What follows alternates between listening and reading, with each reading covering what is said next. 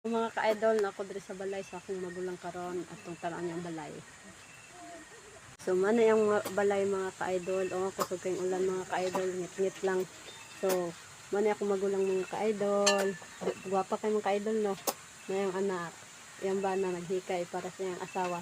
Kugihan kay na akong bayaw mga ka-idol kay iyang gi palanggang akong magulang o gibong aga niya.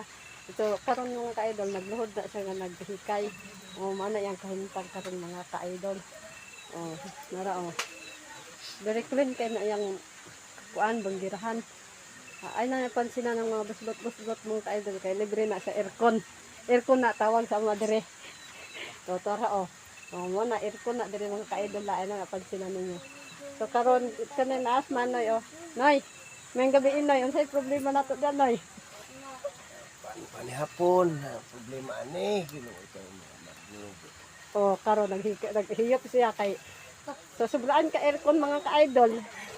Gihiyop na lang yang kalayo. So mara ta mga ka-idol na, bye-bye. So, unsa maingon nimo? Salamat sa tanan kay wala pag gid ka kaon gutom na kistanan.